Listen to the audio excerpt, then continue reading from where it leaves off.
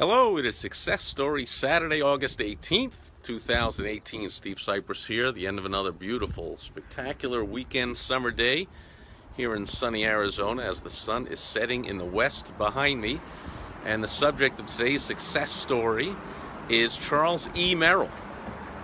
Not to be confused with Charles Merrill Jr. and his father, Charles Merrill, something else. He eventually founded Merrill Lynch. That's where you best know that name. With his buddy Edmund Lynch. But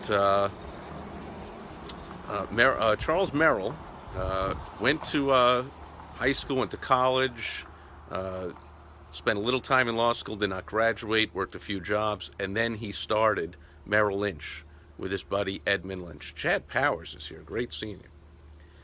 And he was a shrewd investor, but he was against speculation. He was extremely conservative investor. And so through the roaring 20s, he made a ton of money in investing in businesses, mergers and acquisitions, the biggest of which was the Safeway supermarket chain, which he grew through mergers and acquisitions and growth of the company to over 3,000, 3,500 stores or something. So huge success there.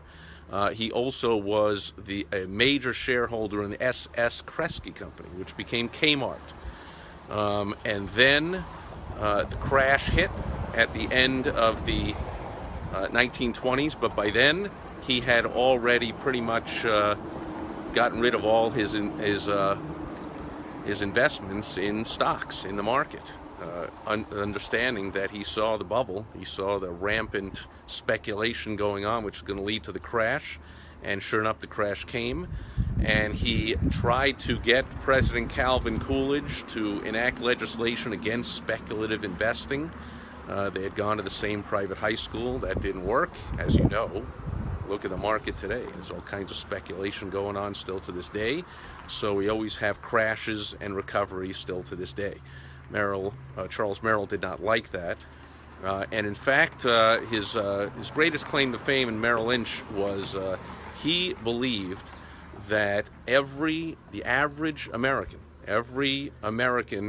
should be able to invest in the stock market and not simply be the wealthy playing in the stock market. And that was his founding principle of Merrill Lynch. And one sharp marketing thing he pretty much was at the forefront of, if he didn't really invent it, he came up with what is still a widely used strategy today by all entrepreneurs who run seminars, especially in the financial industry or any investment required, is he wanted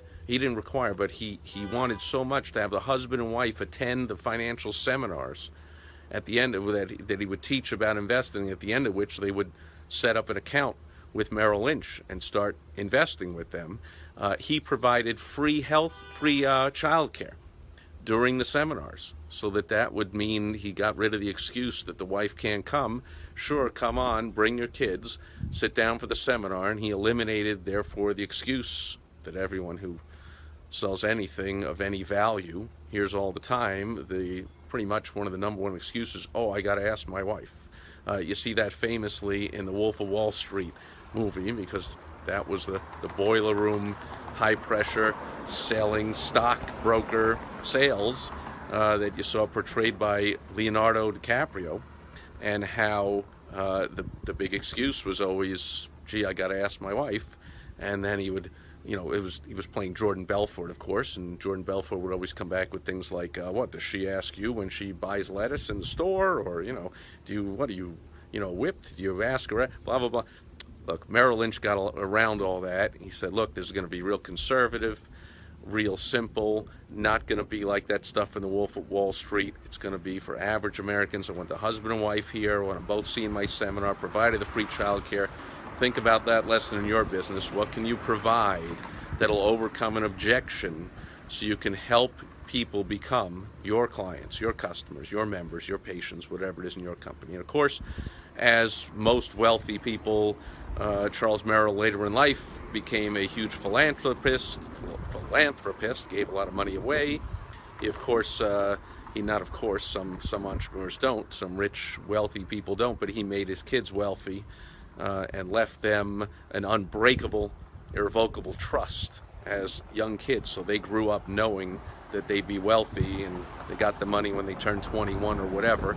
And so that's what he did himself, and that's what he suggested that his clients do and his investors, is set things up extremely conservatively, not look for the big kill, look for the long-term plan, provide for your family, and have a nice, calm, fantastic life. That was Charles E. Merrill.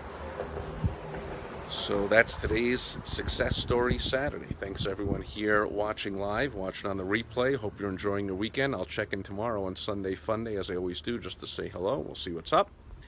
Got a client, a friend coming over for a barbecue, I believe, later in the day. So maybe we'll shoot the video during the barbecue out by the pool. Otherwise, enjoy your weekend, and I'll catch you back here tomorrow, and then on Direct Mail Monday. Adios.